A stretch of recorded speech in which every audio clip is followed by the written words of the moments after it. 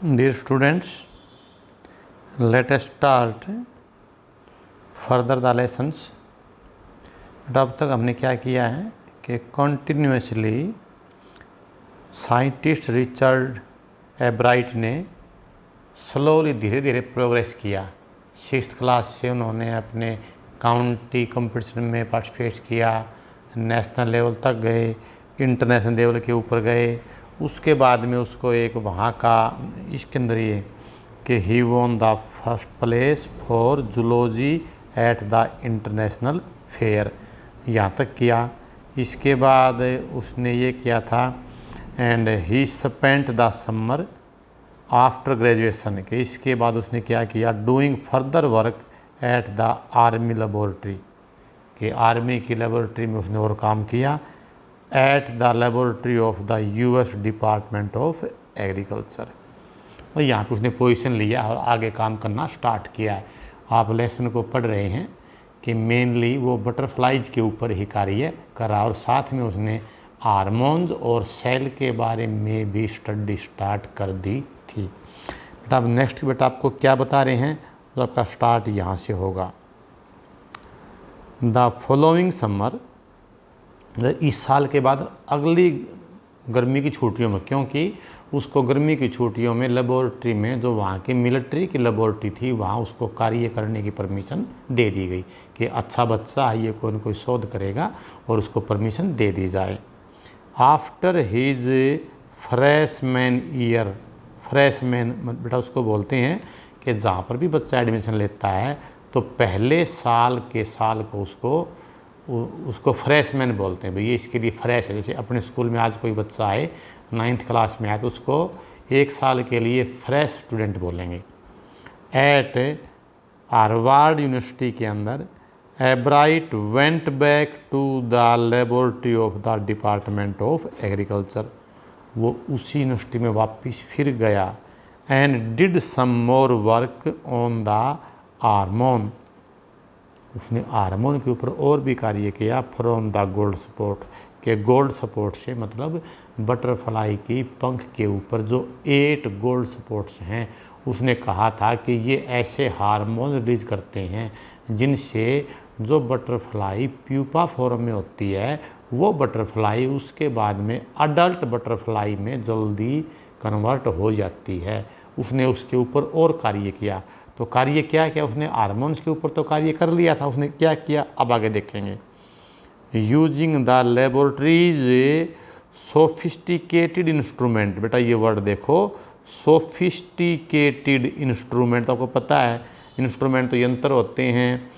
बेटा सोफिस्टिकेटेड का मतलब होता है विशेष, जो टेक्निकल यंत्र मतलब ये इंस्ट्रूमेंट है, यहाँ पे इसको स्पेशल कहेंगे, जो ज़्यादा उत्कृष्ट हैं, ज़्यादा पावरफुल हैं। He was able to identify the hormones chemical structure, उसने हार्मोन के केमिकल स्ट्रक्चर को भी आइडेंटिफाई कर लिया। मतलब उसने गोल्ड स्पॉट में हार्मोन को किया, वहाँ पे सेल को किया, अब हार्मोन का केमिकल स्ट्रक्चर को भी उसने आइडेंटिफाई कर लिया।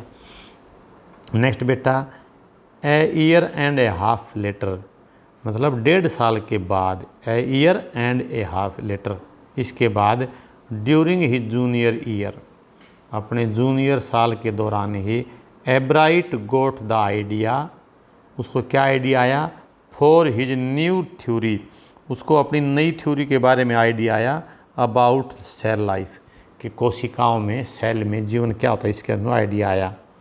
It came while he was looking at x-ray photos of the chemical structure of hormones, ये कब आया, जब वो हार्मोन के केमिकल स्ट्रक्चर के एक्सरे फोटोज को देख रहा था। तब उसको ध्यान में आया कि मतलब मेरे को इसके मतलब लाइफ सेल के बारे में उसको आइडिया आया। वहन ही सा दीज फोटोज, जब उसने ये फ़ोटोज़ देखे, एब्राइट डिड नॉट शाउट, उसको नई चीज़ मिल गई, वो चिल्लाया नहीं यूरेका और even I have got it, मतलब वो खुश नहीं हुआ। नहीं तो इंसान को कोई खोज होती है तो क्या चिल्लाते, मिल गया, वाह वेरी गुड, वो बिल्कुल नहीं चिल्लाया। क्यों नहीं चिल्लाया, क्योंकि वो श्योर था कि यहाँ मेरे को ये चीज़ें मिलनी है। बट ही बिलीव्ड दैट, लेकिन उसको ये विश्वास हो गया था कि along with his findings about insect hormone, insect hormone की जो विद हिज फाइंडिंग, उसको जो चीज़ें प्राप्त हुई, the photos gave him the answer, उस फोटो ने उसको आंसर दे दिया to one of biological puzzle, biology में एक जो पजल थी उसका आंसर मिल गया जब उसने एक्सरे का केमिकल स्ट्रक्चर देखा हार्मोन के ऊपर, तो उसको आंसर मिल गया बायोलॉजी पजल का। How the cell can read the blueprint of its DNA, बेटा यहाँ से क्वेश्चन अच्छा बनेगा कि केमिकल स्ट्रक्चर के बारे में उसने क्या बताया, तो यही कहेंगे उसने ये पता किया how the cell can read, के सेल से कैसे पढ़ सकता है द ब्लूप्रिंट्स ऑफ डीएनए, उसके डीएनए के बारे में। डीएनए, अब एक क्वेश्चन और है कि what is DNA, DNA is the substance in the nucleus, तो डीएनए न्यूक्लियस में वो सब्सटेंस है ऑफ ए सेल, एक सेल के न्यूक्लियस में। आप ये साइंस पढ़ते हैं ना, वो जो सेल है उसके न्यूक्लियस के अंदर डीएनए होता है, दैट कंट्रोल हेरिडिटी, जो हेरिडिटी को कंट्रोल करता है। बेटा हेरिडिटी का मतलब ये होता है कि जब एक पीढ़ी के गुण दूसरी पीढ़ी में चले जाते हैं वो हेरिडिटिकल होते हैं। हम कई बार ये बोल देता है कि मान लिया किसी व्यक्ति को आप ये मान के चलो कि कोई प्रॉब्लम है, उसको कोई बीमारी डिजीज़ है, उसकी संतान को वो मिलती है, तो हम ये बोल देते हैं भैया तो एक हेरिडिटी डिजीज़ है, ठीक है। अब ये डीएनए क्या करता है, it determines the form and function of the cell, ठीक है ना, ये सेल का फॉर्म और फंक्शन को डेटरमाइन करता है। इसके फॉर्म का मतलब इसकी बनावट कैसी है, फंक्शन ये कार्य कैसे करता है, इसको ये डेटरमिन करता है। दस DNA is the blueprint of life, जो डीएनए है वो जीवन का ब्लूप्रिंट है। तो बेटा ये इसमें डीएनए के बारे में है कि डीएनए क्या है, उसका स्ट्रक्चर क्या होता है, ये क्या डिटरमाइन करता है, तीन ही बातें, ठीक है बेटा। आगे बेटा नेक्स्ट पेज के ऊपर अब प्रोसीड करते हैं।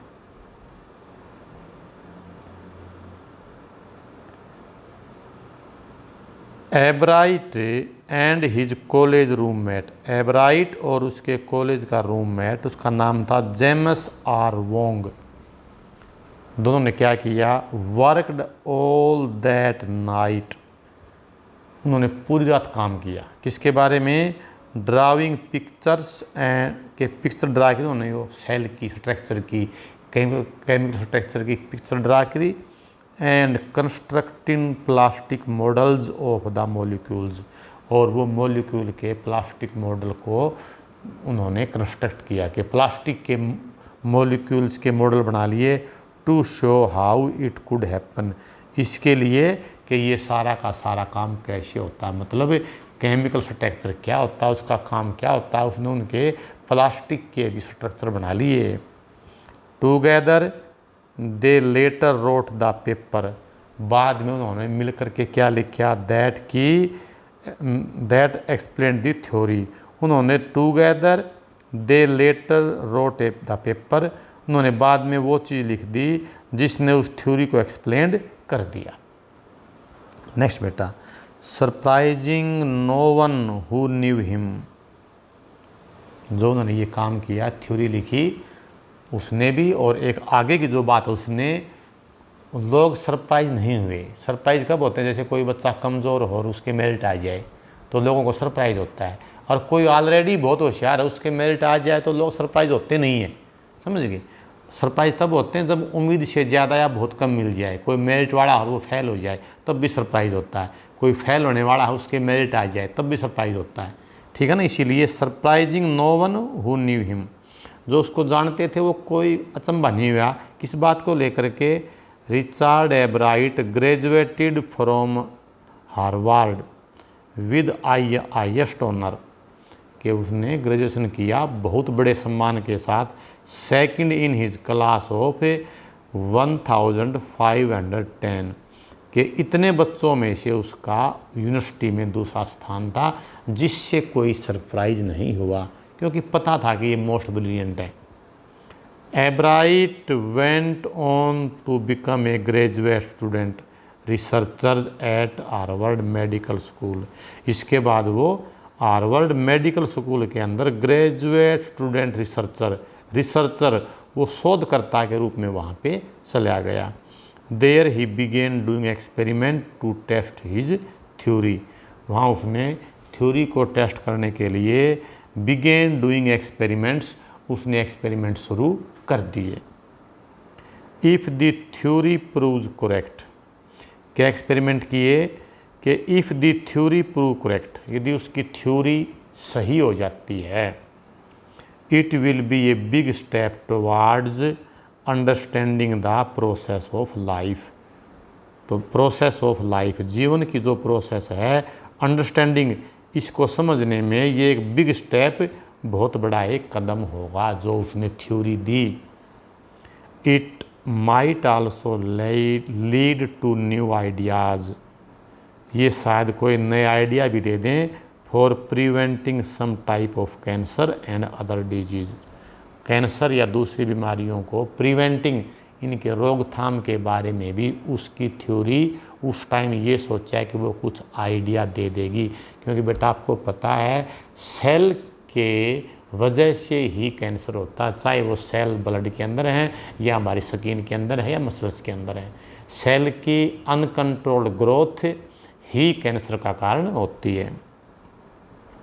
All of this is possible, ये सारा संभव क्यों हुआ? बिकॉज ऑफ एब्राइट साइंटिफिक क्यूरियसिटी, जिज्ञासा, एब्राइट की साइंटिफिक वैज्ञानिक क्यूरियसिटी की वजह से ही हुआ। His high school research into the purpose of the, उसका हाई स्कूल की जो रिसर्च थी into the purpose of the spots, उन धब्बों के ऊपर जो उसका एक उद्देश्य था, on a monarch's pupa eventually lead him to his theory about cell life. इसी वजह से हिज सेल लाइफ के बारे में उसकी थ्योरी की तरफ उसको ले गई, जो उसका बचपन का इंटरेस्ट था। इसके बाद बेटा नेक्स्ट क्या है, एक बात अभी और बताना चाहेगा, बड़ी अच्छी बात आएगी इसके अंदर है। Richard Ebright has been interested in science, उसकी विज्ञान में रुचि थी since he first began collecting butterflies, जब उसने पहली बार बटरफ्लाई इकट्ठी करनी शुरू की तब से ही उसका साइंस में इंटरेस्ट था। बट नॉट सो डीपली, लेकिन इतना गहरा नहीं था that he has not time for the other interest, कि वो दूसरा करे नहीं, मतलब वो केवल इसी चीज़ में लगा रहा, उसने अपने जीवन में और कोई गतिविधि की नहीं हो, ऐसा भी नहीं था कि उसका इंटरेस्ट था बटरफ्लाई में, लेकिन आप ये मत मानना कि उसने बाकी सभी काम छोड़ दिए। कैसे? एब्राइट also became a champion debater. Debate क्या होता है बेटा? वाद विवाद। वो वाद विवाद प्रतियोगिता में भी चैम्पियन रहा। एंड ए पब्लिक स्पीकर, जनता में वो जा कर के भाषण भी देता था। And a good canoeist, canoeist बेटा क्या होता है? नौका चलाने वाला, कि जैसे किसी धारा में या समुद्र में, मतलब नौका को कौन तेज चलाए, कैसे करे, वो एक बढ़िया कैनोइस्ट भी था। And all round outdoor person, और एक ऑलराउंडर भी था, आउटडोर पर्सन, जो घर के बाहर भी अच्छी एक्टिविटी करता था। He is also an expert photographer, वो एक एक्सपर्ट फोटोग्राफर भी था। पार्टिकुलरली ऑफ नेचर, विशेष तौर के ऊपर प्रकृति का भी। एंड ए साइंटिफिक एग्जिबिट, और एक विज्ञान को भी वो दर्शाता था। इन हाई स्कूल के अंदर Richard एब्राइट was a straight a student. Straight a student मतलब बिल्कुल एक तरफा, मतलब ये बच्चा था, वो सबसे स्ट्रेट था वो। बिकॉज लर्निंग वाज ईजी, क्योंकि उसके लिए सीखना आसान था। ही turned a lot of his energy, ज़्यादा एनर्जी उसने अपनी कहाँ लगाई? टुवार्ड द डिबेटिंग के अंदर। And model United nation club, और वहाँ के क्लब के अंदर जाने में उसने अपनी ऊर्जा लगाई। He also found someone to admire, उसने किसी को उसकी प्रशंसा करते हुए ऐसे भी पाया रिचार्ड ए विदर, उसका नाम था रिचार्ड ए विदर था। हिज सोशल स्टडीज टीचर ने उसको एडमायर किया। And advisor to both club, और वो उसका मतलब सोशल स्टडी का टीचर भी था, और जो ये क्लब है ना मॉडल यूनाइटेड नेशन और डिबेटिंग जो क्लब है, इनका वो क्या था, मतलब दोनों का साथ में वो एडवाइज़र भी था। Mister Weather was the perfect person for me then, तब मेरे लिए सबसे ज़्यादा परफेक्ट व्यक्ति था। He opened my mind to new ideas, उसने मेरे दिमाग में नए नए आइडियाज़ दिए। एब्राइट सेड, एब्राइट ने ये बात कही। ये था बेटा आपका यहाँ तक का लेसन। अगला एक टॉपिक में आपका ये लेसन पूरा हो जाएगा। इसको जानबूझ करके मैंने स्लो स्पीड में करवाया है, छोटे पार्ट बनाए हैं, क्योंकि साइंस से मिलता जुलता लेक्चर है और ये थोड़ा अच्छे से करवाने का था ही। स्कूल में आएंगे तब कभी भी टाइम निकाल करके एक दिन में इसको पूरा स्टडी एक साथ में करवा देंगे, ताकि आपका यहाँ से वहाँ दोनों का मतलब कनेक्टिविटी भी बनी रहे। थैंक यू बेटा, हैव ए नाइस डे।